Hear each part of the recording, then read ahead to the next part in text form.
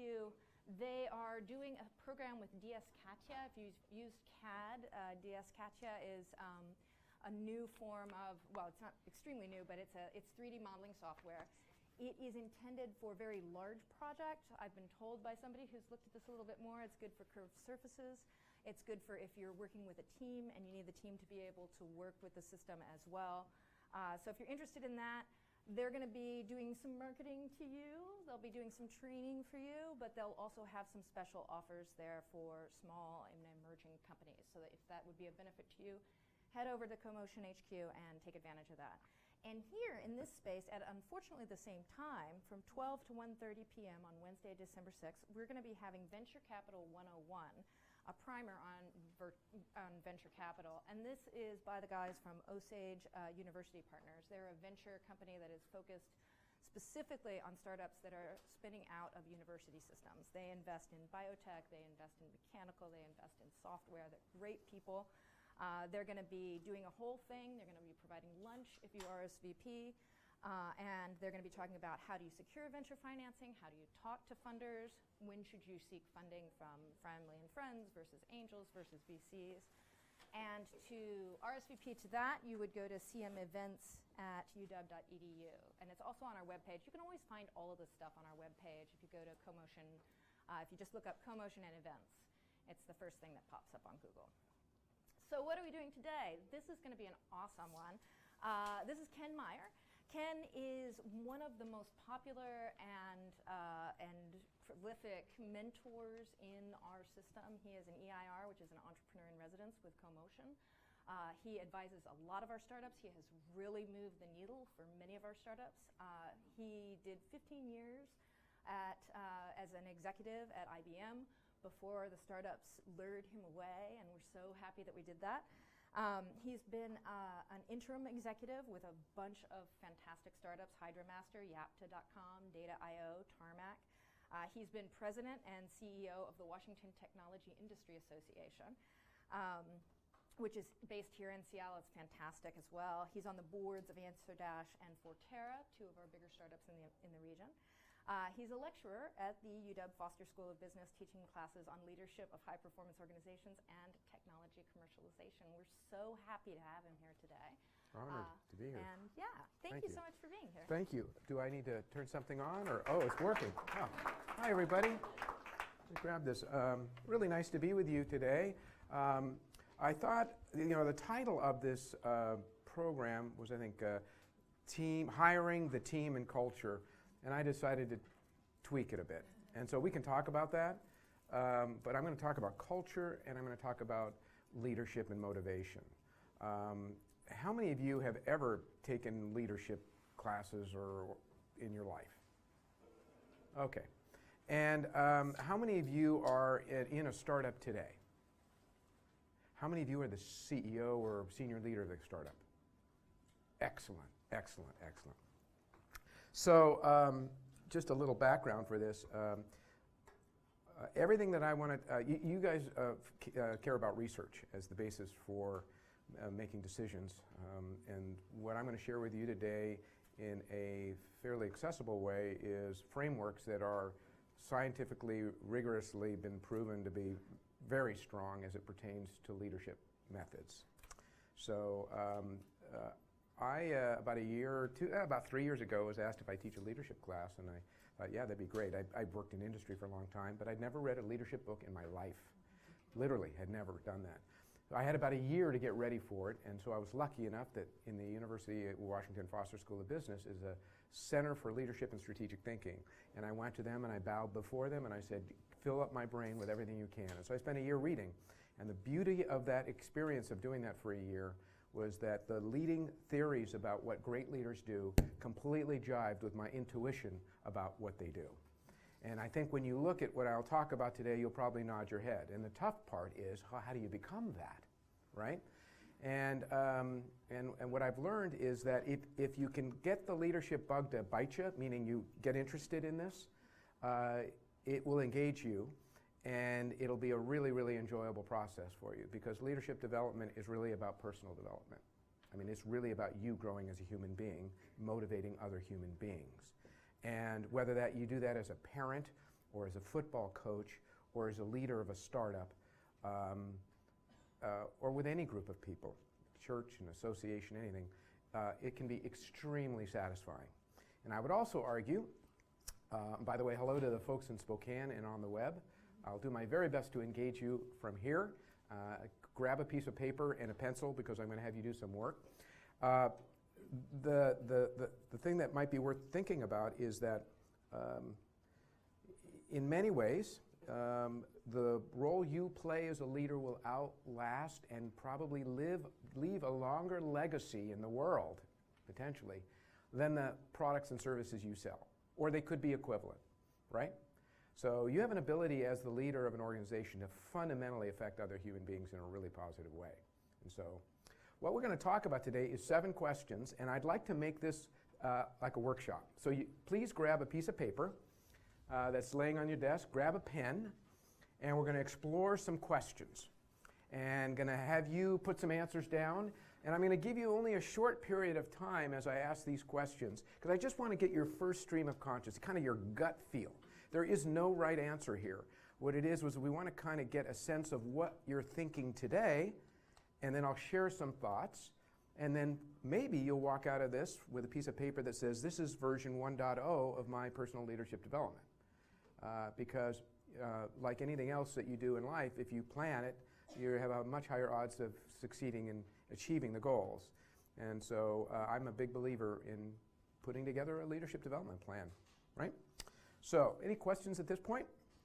Because I'm going to start powering some stuff at you. We got 1 hour together. I thought I'd make you work for this hour because you're getting fed.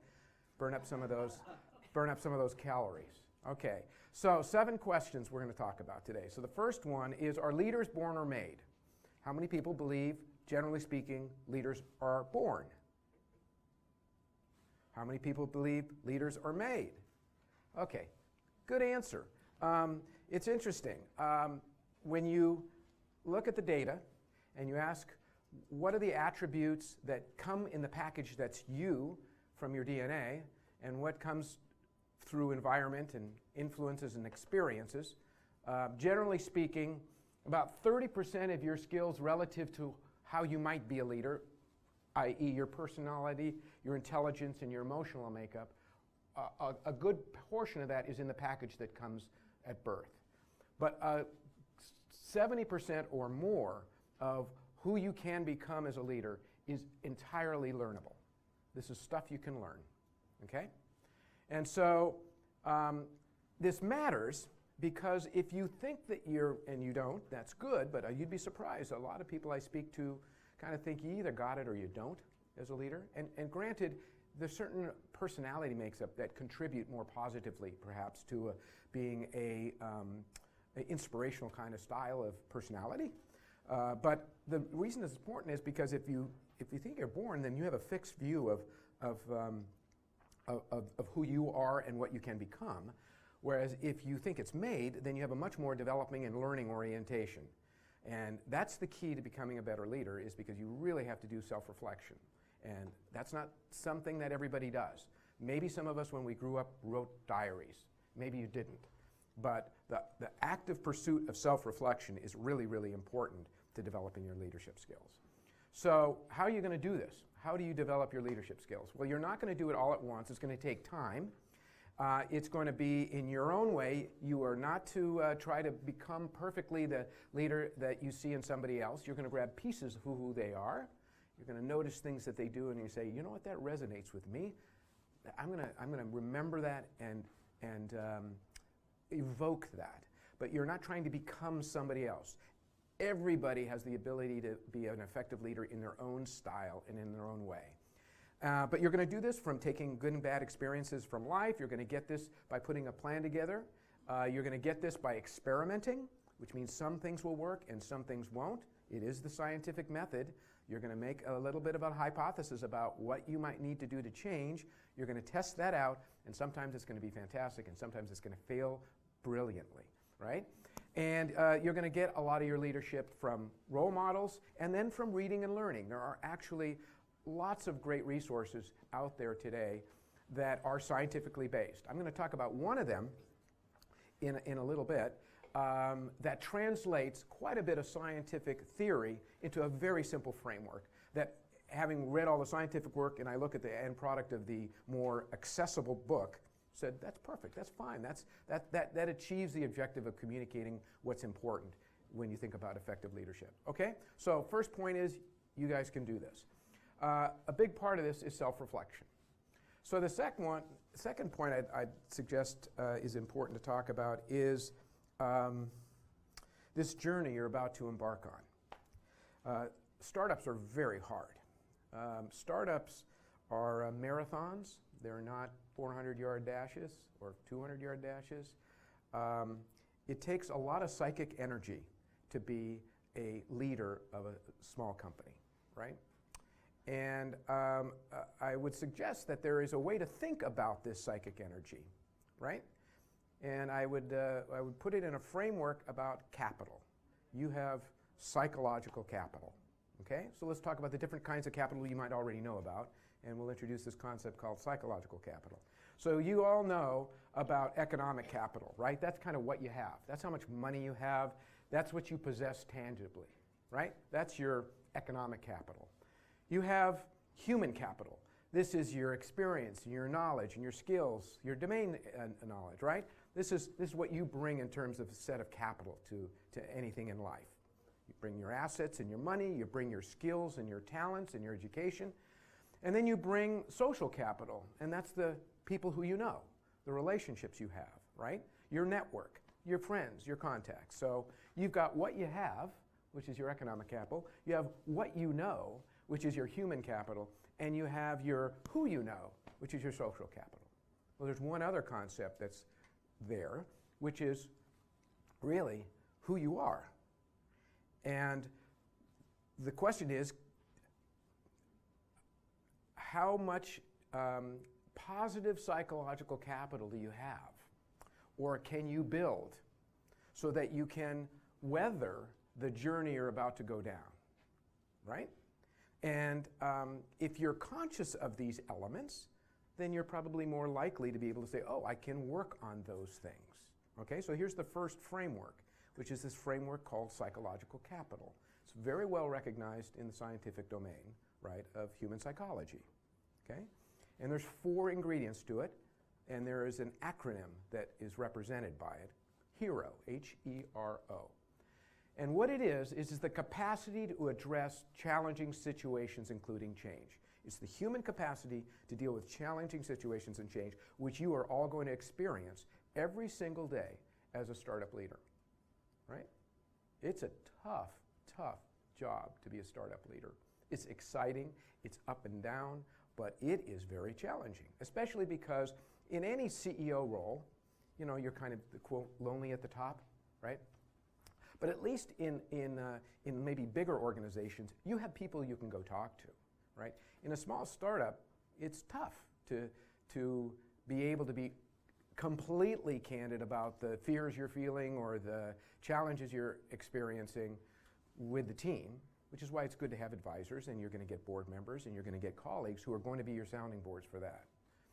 So here's the 4 pieces of it, okay? You've seen them. There's a movie they made out of this, right? Hope is the scientific terms, but it's okay, you'll get it. Hope, the second one is efficacy. Hope, efficacy, meaning confidence, resiliency, and optimism. These are the elements of having strong, positive psychological capital. And it can be developed. And instead of going deeply into all the elements of what you can do to develop these things, today I want to run through a few frameworks. And then once you've figured out which ones you think you want to kind of work on as we go through this, then we can talk a little bit about how you might do that, right? But that's the beginning of the plan, is to kind of identify the things that are important for you. So basically, hope is a positive approach to goals. It is not naive belief in what you can do. It's really this idea that you have desire, determination, grit is an indicator of hope. The expression, where there's a will, there's a way, is an expression that aligns with hope. This is the idea that you have drive and determination and ingenuity. You will work around obstacles. My guess, by the way, is that most of you will say at the end of this little piece, I've got pretty good psychological capital. My guess also is there'll be one piece where you'll go, I need to work on that, because I think every human has to work on it because it's very difficult. So that's hope, right? And so I guess the thing to ask yourself is, how much grit do I have, right? The second one is efficacy, which is basically the confidence you have that you can deal with challenging situations without basically folding, right? How do you work through difficult situations, right? And it's really your belief. And if you don't have that confidence, there are ways to build your confidence that you can get through challenging situations. But that's one element of this psychological makeup that you have, right? Do you have grit? Do you have confidence? Or what's the degree of confidence you have that you can navigate through difficult things? You're going to get a really tough experience that's going to be thrown at you. How confident are you that you'll find a way to get through it, okay? And it means that you are willing to learn and think in new kinds of ways. That's efficacy. Resiliency is the one that I think all of us have always have to work on, especially if we get hit with really hard things in life. But this idea is that you're able to bounce back from problems, from adversity, from stress, from change, right? Because if you do allow it to knock you down and you can't get back up, it's going to be very hard to run this marathon, right? So that's the third one, resiliency. And then finally is optimism, which is a little different than hope, which is that you have this realistic belief in positive outcomes, right? You're not Pollyannish, but you believe that there's a positive way to get to where you're trying to go, right? So basically, if it's really stressful and people are bringing you really, really bad stuff, do you communicate them like, we'll figure it out? I had a boss I worked for. I mentioned earlier that you're going to pick up things from people you admire as leaders. I picked up many things from this individual. In fact, as I look now, I'm an old guy, I look back, I can see inside of my style in working with people the remnants, the pieces of other human beings that have kind of come into me. His mastery was the art of saying no problem. No matter how terrible things were, I was a 26-year-old and I brought him stuff that was freaking me out, and he just looked at me and goes, oh, no problem, we'll figure it out. And it just completely relaxed me because like, oh, he is not taking on my attitude of desperation. So optimism is a very powerful tool as a leader to help other people, your followers, navigate difficult times. Okay, so first question is, of hope, efficacy, resilience, and optimism, on the piece of paper, please write down the one area you feel strongest about and the one area where you would like to do some personal development. 2 minutes.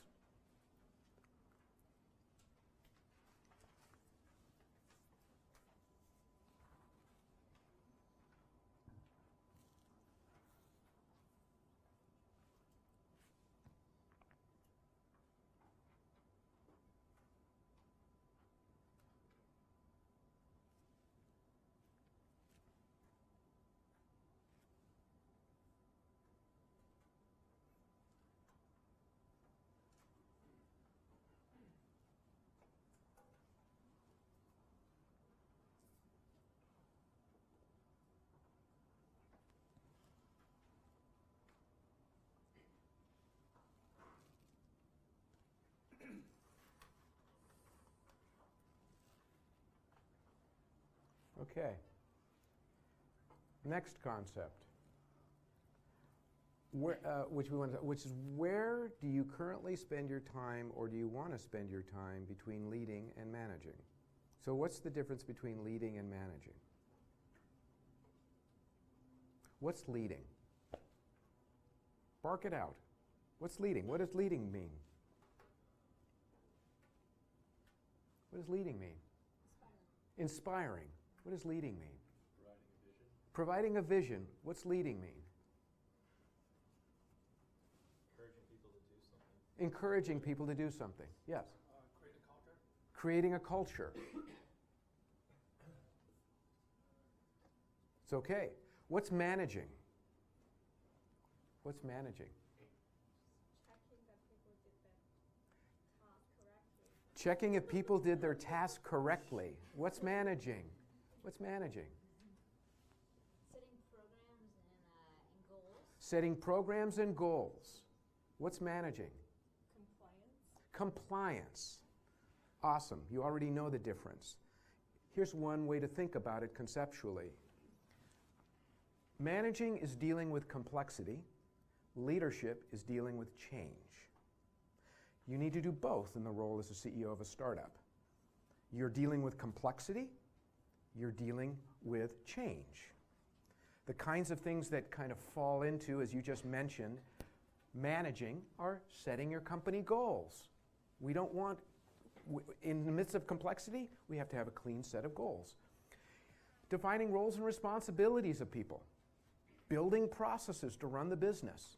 Ensuring things are accountable, dashboards, all those things, right? That is managing because you're trying to manage complexity, right? Dealing with change is what leadership about, which is really motivating human beings. You're communicating a compelling vision. These are examples. Creating and supporting a strong culture, you mentioned this. Motivating performance. Coaching, which is different than counseling. Coaching is, hey, how can I help you work through a difficult situation? Counseling is, I'm noticing a challenge that you're experiencing, either in your attitude or your performance. I need to counsel you on that, right? That's dealing with change, right? So I guess I would ask you, what's the mix of time you spend today on each of those two? Write those down on a piece of paper.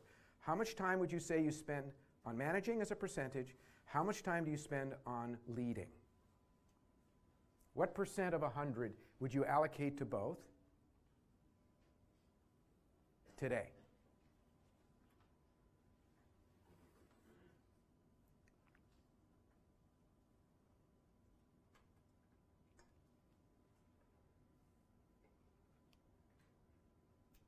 And I guess the question is, do you feel that those things are in balance appropriately for where you are in the business, right? It's very easy to get into the managing, right? But you have to remember that you are moving a crew of humanoids towards a goal. You are very vested. This is your baby in most cases, right? How do you make everybody feel as invested as you are or close to? They'll never feel like that, but yes. Will that percentage change as the size of your organization expands? Will that percentage change as the size of the organization changes?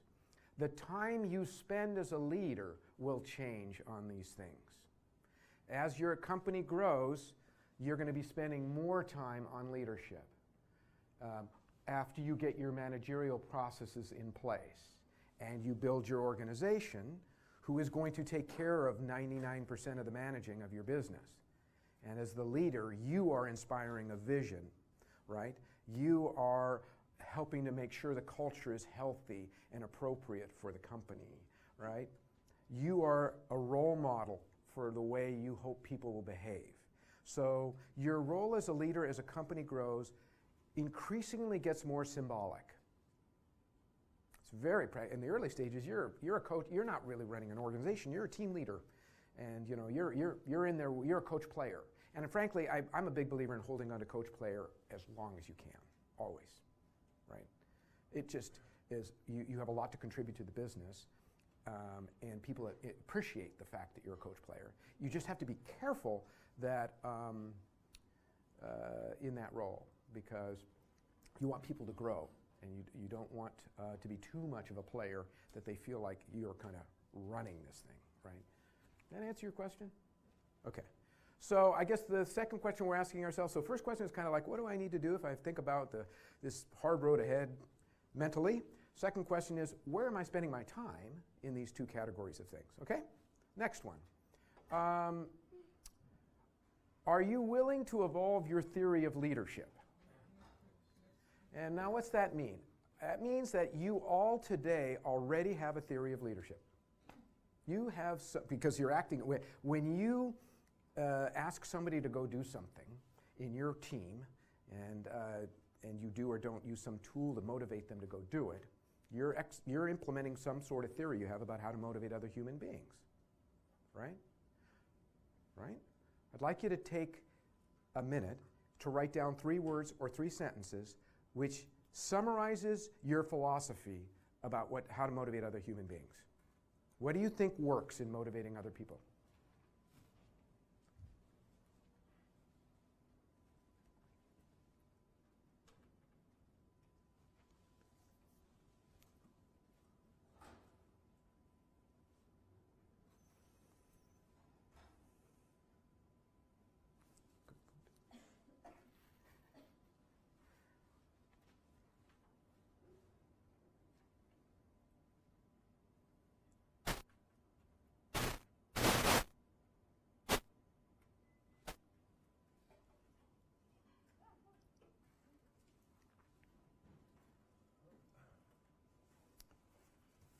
Okay, this is kind of your baseline set of values about the way you believe you can effectively move other human beings, right? The history of the study of leadership is actually fairly new. It's probably 60 to 75 years old. Because frankly, before that time, any theory was all about managing, right? It was kind of the how to run a bureaucratic machine effectively, right? And there have been, like in any other domain of knowledge, waves of theories and thinking. The current set of thinking, which is what I learned about during this year of getting my act together about how to talk about leadership, completely resonated with the way I was thinking, and I sense it would probably resonate with the way you're thinking about that. And the way to capture it is called full-range leadership. And that means you have a set of tools in your toolbox as a human to motivate other people.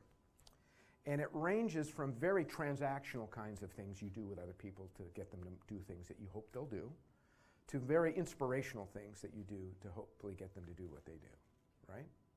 The transactional side, technically, is called contingent reward. I hire you for this job, you do this, I will pay you every month, I'll give you a bonus at the end of the year. It's a contract. You know, we have an agreement. This is your role, right? It's kind of a quid pro quo. You have a relationship with another human on your team to go do some work, and it's kind of a contract. And transactional kind of, and in the worst kind of cases, it's carrot and stick, but that's not what we're talking about. We're talking about healthy transactional kind of leadership, right? People want to know what their role is. They want to know what they're accountable for. They want to know what success looks like. They want to know what they're going to get paid, right? All these basic things, right? And frankly, you can get a good amount on transactional leadership, but you're not going to ever get the full 110% of what a human can give to you. Because we have innate desires that are becoming more and more important in an age where most work is not rote and mechanized. It's very heuristic work, right? And there is a theory set called self-determination theory that was translated into a book to be made accessible to most of us, and it was called Drive. Any of you read this book, Drive? Right? And basically what self-determination theory is about, and which Drive is about, says basically all humans care about 3 things when it comes to work to keep them inspired and keep them motivated. They care about autonomy, they care about mastery, and they care about purpose. They want to feel in control of the work they are doing. They want to feel as if their skills are growing and they are developing.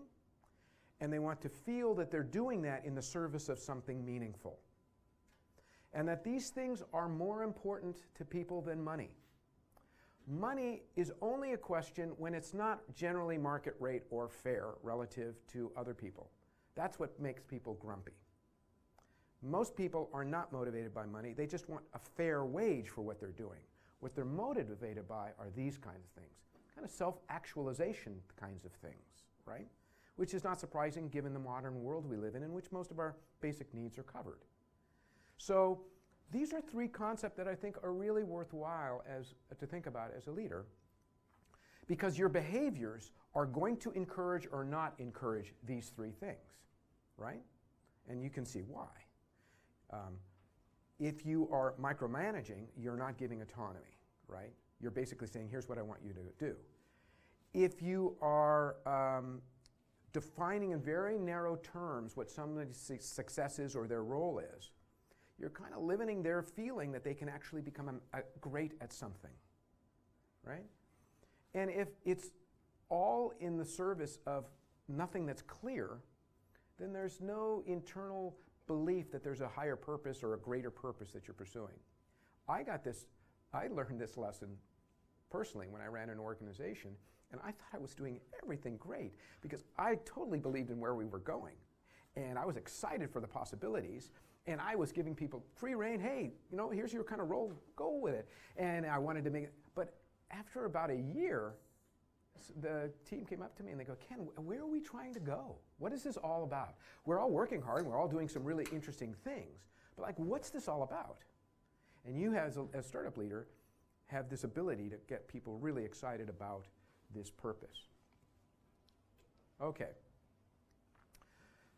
I mentioned that there's this thing called full range leadership, and we have this transactional leadership, which is really important. We got to get some things very clear. But what we learned is that, and this is not surprising, I'm sure for many of you, I'm sure you'd nod when you hear this, is that the kind of leader that really motivates us to be the most of who we can be provides those three things by operating in a certain kind of way. And these are called transformational leaders. They actually work to transform their followers into being better and better professionals, being better human beings, better at becoming leaders themselves. Because basically the job at the end of the day of a leader is to make more leaders. That's kind of job one at the end of the day. You're trying to help them tell other people they're working with, or work with other people to become autonomous, to master their work, to feel a purpose for their work, right? So your job is to kind of get all this stuff and make other people leaders, right? And so I'm going to translate the academic framework of transformational leadership into very simple terms that you'd nod your head to. The good thing about all this is not surprising, is it? It's kind of good news that the proof is that this is the stuff that actually moves people. And I guess I'd like you to take a minute and just write 4 words to describe what you think somebody you admire as a leader does. 4 words that says, this, you know what this person does so well? They do this. Just grab the 4 words that come to mind.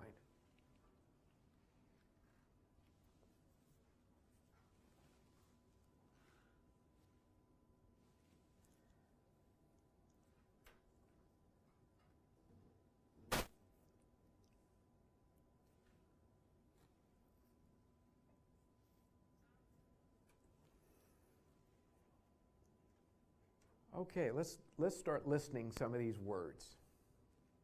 Can you start shouting them out? Open. Empowering. Passionate.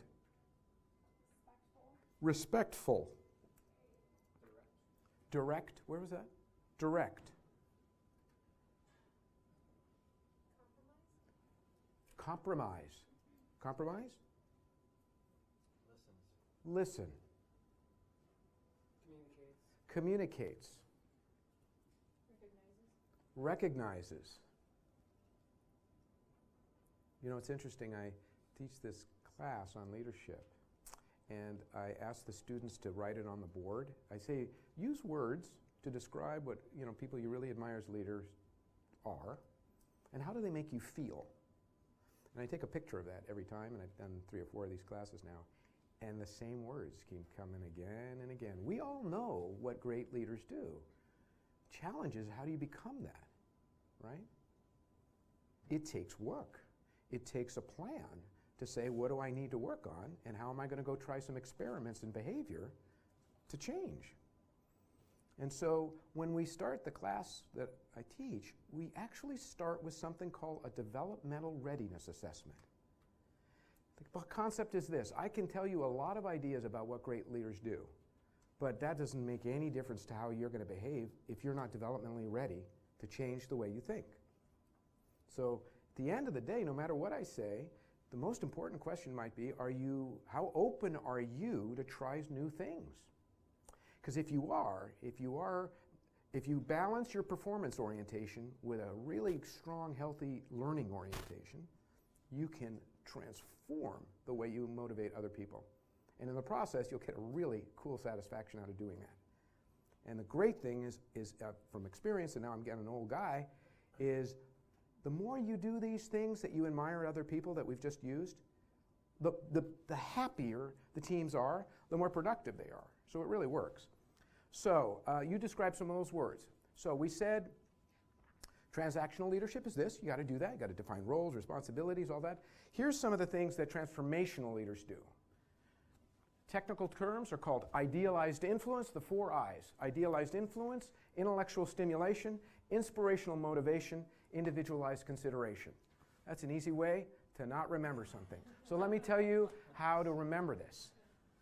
You role model. Great transformational leaders role model the behavior they expect of others.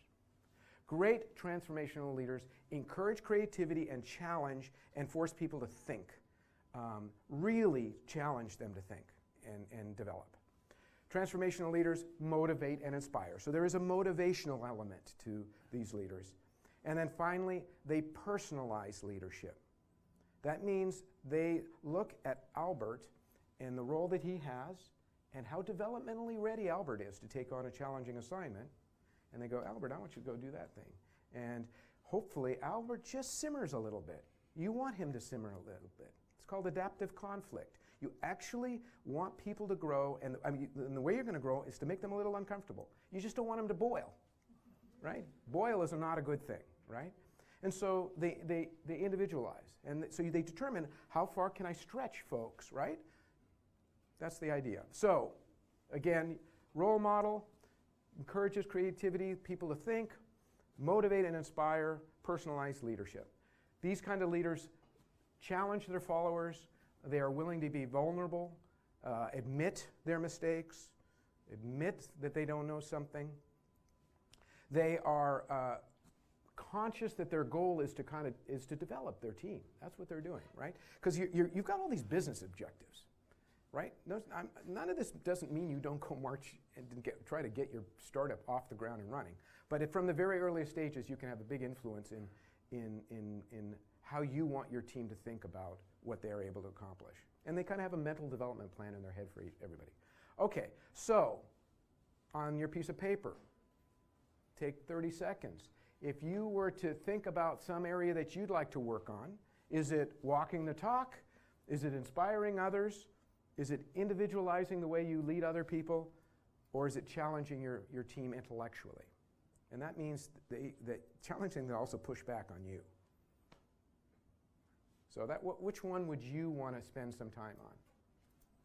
Walking the talk, inspiring others, individualizing, or challenging them?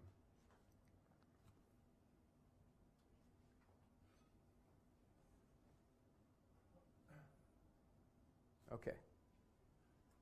So, talked a little bit about kind of getting yourself, what might you want to work on in terms of the kind of the emotional challenge that you're going to be facing going forward.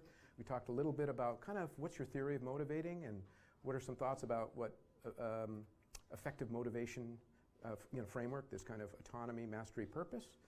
We talked a little bit about the range of tools you have in your bag to motivate people, from just clear agreements about certain things to really getting great performance by kind of, and the fundamental difference is you are, in the first set, you're motivating by extrinsic motivation, money, position, title, affirmation. These are intrinsic motivations. You're moving from them from the inside out. And not surprisingly, that's a lot more powerful, right? You want to move people from the inside out, not the outside in. Carrots and sticks are outside in. Okay, so next, how are you going to build a really, really great culture for your business, right? Because you're building one right now. How many of you actually have a team? Okay, how many of you are solo on your own? Okay. Even for those who are solo and who are now going to start bringing in the first set of people, it's never too early to think about your culture. It is, in some ways, better to think about this now before you hire somebody, than to hire a bunch of folks and then say, well, what kind of culture do I want? Right? Because you may have to reverse engineer the organization after you've done this, right? Let's see here. What's on the mind of every new employee? When they come into your business, what's on their mind? They're asking themselves, what is my identity and role in this business, right? Who am I supposed to be in this group, and what will be my role? It's what we'd all ask ourselves if we started a new job at some place, like, what am I supposed to do here? What role am I going to play here? The next question they're going to ask themselves is power and influence. Will my needs for influence and control be met? Some people have very low needs for influence. Some people have very high needs, and they want to know, am I going to actually have an impact here? Can I make an impact here? Or is the power structure such that that's going to be very difficult for me to do that? Are my needs and goals going to be met? You know, will this group allow me to meet my own needs, not just the company's needs? And what's this going to feel like? Is this going to be an intimate group? Am I going to be accepted? What's it like to work here, right? What's the relationship we're going to have? All of these you can affect by the company culture you set up. So when they come in, you've helped them answer that. They understand what their role is going to be, and they're going to understand kind of how decisions are made, so they'll understand how much influence they'll be able to have. You're going to understand what their needs are before they come in, and see if that matches what your culture is going to be able to give them, right? And finally, some people really want to work in a family environment. Some people want all business. The tone that you set for your culture in that regard is really up to you, but you want to make sure it matches what people are hoping for, right? So I like this expression from the chairman of Southwest Airlines: culture is what people do when no one is looking, right? And if you think about culture, think about it like an iceberg, okay? The very top, the stuff that's visible, that's the artifacts. That's the foosball table, the free beer on Fridays, the cool t-shirts, all that stuff. That is not culture, that's the artifact of culture. And some people think that's culture. I can tell you, you can have no foosball table and no fancy shirts and have an awesome culture. You can also have all of that stuff and have kind of a really dysfunctional culture. Because underneath are really the beliefs you talk about that are important, and underneath that are the assumptions about those and how you actually behave. So let me break this down for you. Culture, technically, is the values and the values, which is what's important. We say these are things that are important, and the norms. Here's your appropriate attitudes and behaviors, kind of like here's our values, here's behaviors by which people actually operate. Okay? So it's what you say, and it's what you actually do. Okay? So go through this quickly. So values are beliefs about what is good, right, or wrong. Here's how we make decisions here. Here's what we value. Here's what we don't value. And here's the behaviors we expect, and right? And the attitudes we're supposed to have, right? And the left one is what is intended, and the right one is actually what is affirmed, right? So you can say certain things, but do you do them, right? So, for example, you can say, we believe in honesty, service, and integrity in our business, which means please behave in this way. Push back on ideas you agree with. That's what we mean by honesty. When we mean service, do what's right for the customer. When we say integrity, follow up when you make a commitment, right? That's the value, that's the norm. So the question is, how much are you thinking already about the values by which you want people to operate? And what are examples of behaviors that exhibit that? And it's a really good exercise to start doing early on. You can let it evolve, but I would suggest you already have in your mind as the leader what kind of company you want to have. So it's more important than money or environment. It really impacts employee productivity and happiness. It directly ties to whether you'll retain people or not. And it affects your business. So, and your reputation. So let me show you what you can do. There's 3 things you can do to make your culture really powerful. Strategically relevant, strong, and I'll explain what that means, and adaptive, meaning you really focus on innovation and change. Strategically relevant means, that's the first question you have to ask. You're building a company culture, and your company does something. it's Southwest Airlines, in which they've decided, you know what, we're going to make the flying experience absolutely crazy fun. Or it's Nordstrom, in which their whole purpose is around kind of, we stand by your decision when you buy from us, right? That's cool. You can return things. Customer service is the core, right?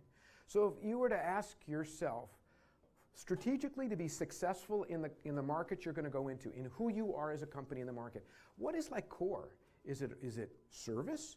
Is it quality? Is it timeliness? Is it friendliness? What is it that you think is important to really make it successful in the business?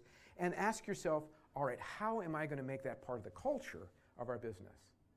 Because if you think those are important to drive your business forward, but yet you have kind of a different kind of culture, you're working against cross purposes to where your business is trying to go. Make sense?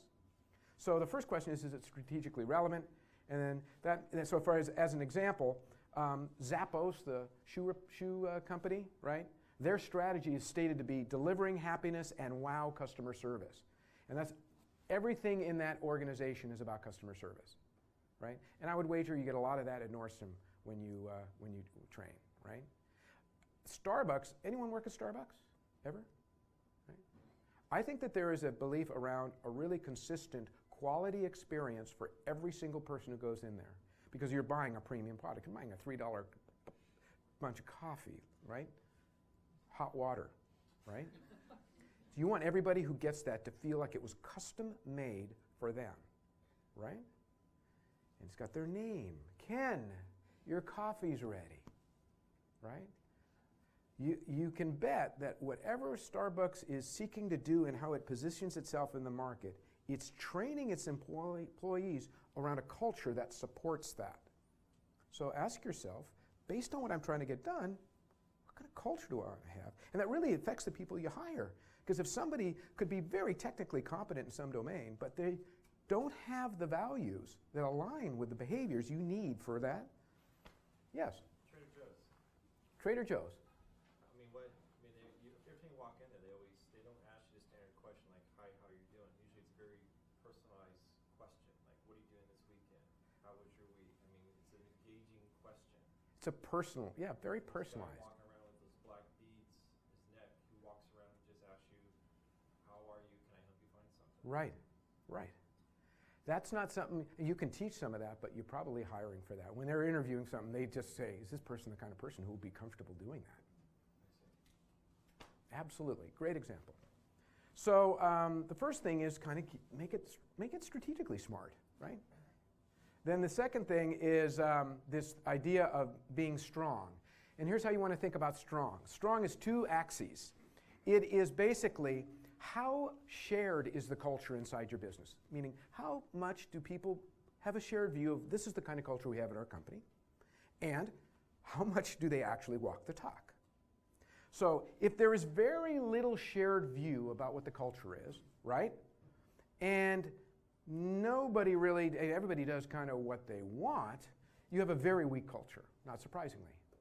But you can also have a weak culture if there's very little agreement on who we are, but there's a lot of intensity. And there you got warring factions, right? You've got people who are coming against each other because we haven't agreed on what's acceptable behavior and our norms. So either people don't really care, in which case there's just not much culture, or the people care intensely about it, but there's no agreement on it, so they're warring with each other. The other side is you can have really shared agreement on what it is your culture is, and you don't walk the talk, and then it's vacuous, right? That's kind of the culture where it's on the wall on a chart that says, we believe in these things, and then everything that's done in the business has nothing to do with those. That's a vacuous culture. Great culture is one in which there's a shared view of what we are about, and people walk the talk, right? And we know who's the most important person in the entire organization to walk the talk. You guys, right? Which means you have to really be conscious about how you are, what signals you're sending, right? People, it's amazing how people take cues from everything you do, right? I found that just the process of asking someone about something, they wonder whether I think they've done something wrong. Or, no, I'm just asking the question, right? So I sometimes have to be very overt about, here's how I'm going to deal with you all. I'm going to ask a bunch of questions. You do not have to do anything I ask about, right? I'm just kind of a curious human being, right? So sometimes you have to help people understand you as a leader because they are going to think things that you maybe didn't intend. Okay? So where is this all going? Let's talk about the kind of culture you want. So the last one is, focusing on change. That's basically where you support risk-taking. You encourage people to experiment and so forth. I got to think that as startups, this comes naturally to you. So here's some tools that can help you shape it. Obviously, the people you recruit, how you onboard them and help them understand the way you work, right? How you reward and recognize them for the things that are happening, right? And then you leading by example. So that's the toolkit you have. So you've decided the values that are important to you. You have some examples of those. You help the team see those. You have to actually work with them to develop it. You're going to have the most, what's interesting about startups is you will set the culture for the business for many years to come because it'll be your imprint, right? And then it will change over time. But being conscious up front about it is really helpful for people. So let's do a little exercise here on your piece of paper. Hold on, I'm going to go past this. I'd like you guys to please list 3 values by which you'd like your company to operate and an example of a behavior that illustrates that value.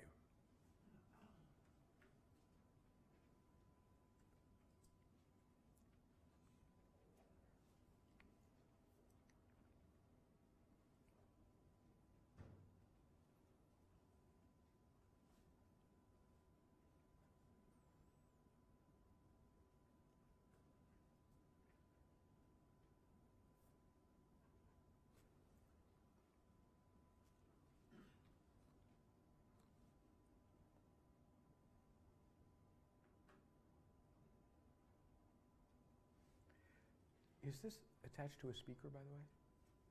Karen? Is there a speaker attached to this? No. Or should I just walk over and put my mic on it? Okay. I'll do that.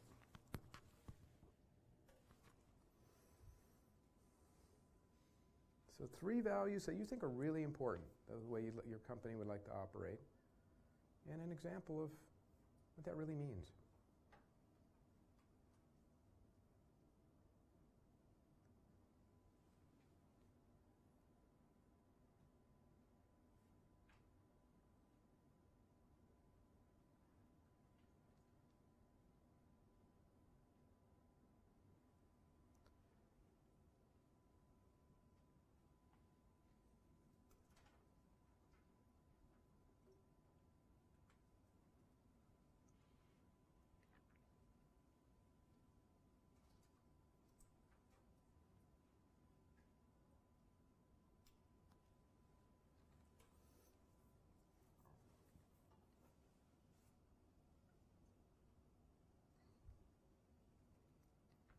Okay.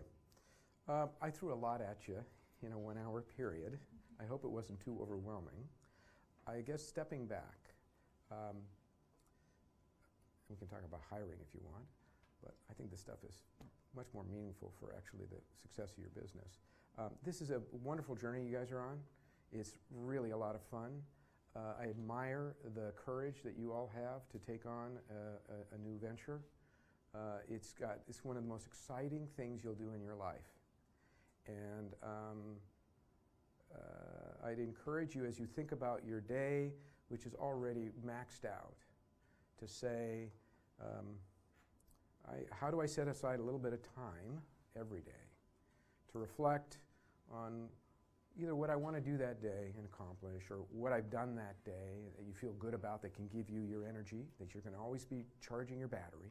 That kind of psych cap, it's like your battery, right? You want to keep that battery charged. And this is the process of self-reflection, and it's really healthy. I want to end this thing with a video. Our football coach of the Seahawks is actually a very impressive leader, aside from being a really good football coach. He embodies a lot of what transformational leaders do. And I found a clip of him being interviewed when he was at USC and the epiphany he had in his life that really transformed him into being the coach he is today, which was he was coaching for 30 years and he had this epiphany. And he just started writing things down about what he truly believed, right? And that became his method that he took forward, and then he ended up being incredibly successful from then on. And he's about to leave the stage, and he can't help himself, and he ends it with this, which I thought was funny.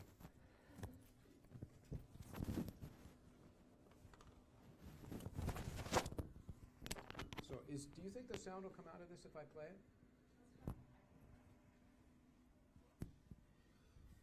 Let me try something here.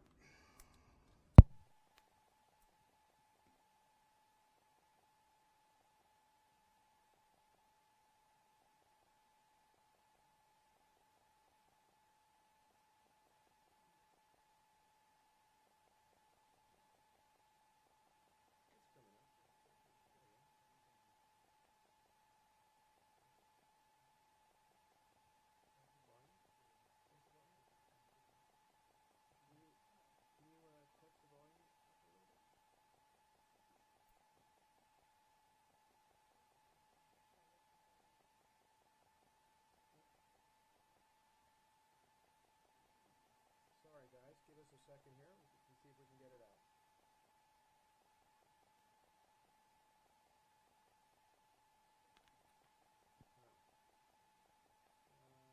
Is that it? Okay, hold on, guys.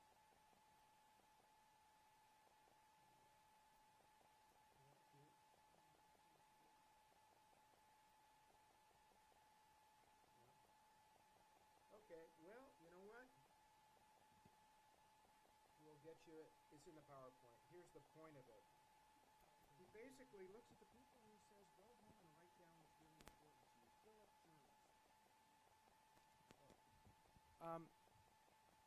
journals. Sorry. Does that work? Testing? Bueller? Bueller? Bueller?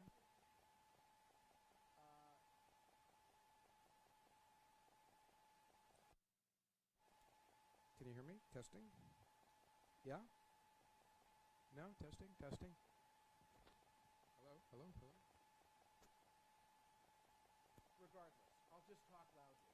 Sorry for the people in Spokane. He basically says, go home and write down what's really important to you. Fill up journals. He says, you may laugh at me, and you don't have to do it if you want to, but I'm telling you, it works. And I guess the idea here is about self-reflection is take some time to write down the things that you want to do to become the very best leader you can become. And if you put them on paper, that's the first step to realizing them in your life. And you've actually made a commitment to yourself that you're going to go do that. So thanks for listening. Hope there was some nuggets in there. And maybe, I guess the last question I was going to ask you is, what do you want to do with that piece of paper moving forward? Because that could be version 1.0 of your leadership development. I don't know. It could be the start of it. Anyway, I wish you very best. Way to go.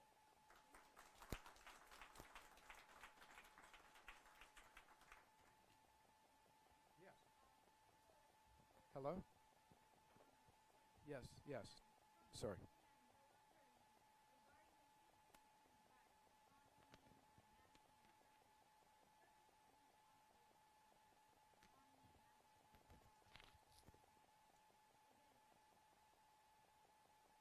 Sorry. It's okay to talk? No, it's not in order. In fact, what's interesting is some people have one but not the other two, meaning they tell their teams, we're going to go change the world. We're going to climb this mountain. And then they micromanage people. So, it's not, you got to have all three. You have to have the vision of where you're trying to take people, and then you have to have the practice of giving them the ability to be autonomous. By the way, autonomy does not mean lack of accountability. That's not what that means. It means they're autonomous and accountable, right? But, yeah. Any other questions from Spokane? Okay, sorry guys. Any other questions here? Yeah. Yes.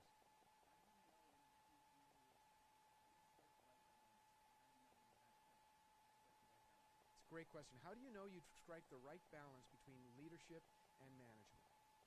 The way that I do is I view kind of, I know this sounds really weird, I view leadership as like dessert, and management is I have to, is the plumbing, is what I have to do.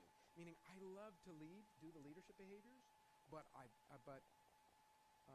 well, there's two answers. One is in the earliest stages, it's a lot of leadership because you haven't figured out yet what your repeatable business model is that's profitable. So a lot, in the early stages, it's a lot of leadership. In a more established business, you don't go run ahead and do a bunch of inspirational stuff about how the world's going to change and all the great things you're going to do if you haven't laid the systems in place and the clarity in place about what people's roles are and how we're going to measure success and all that stuff. And so it is a balance of both, which is why if you're not particularly good at one or the other, find somebody who can co-found with you who is good at that.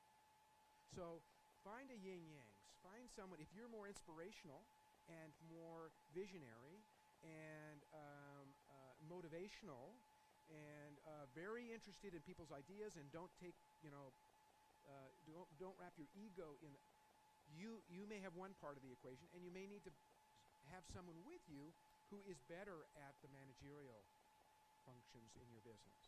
But I guess I would say early stages it's very much leadership with the management being well-run experiments. Okay?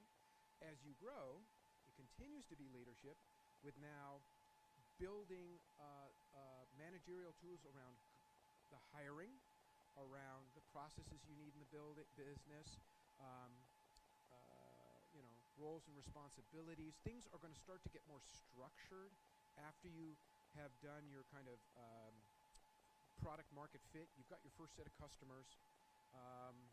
You have convinced someone perhaps to give you some money to invest in you. You may not have a profitable business model yet. So like you've written on paper what you think you can do in the world. You've gone out there. You got some people to give you money to do that. And you're not sure if you can actually make money at it, but you've got things going. You're now getting some funding to start building up the business. That's when you're going to start putting more of the managerial practice.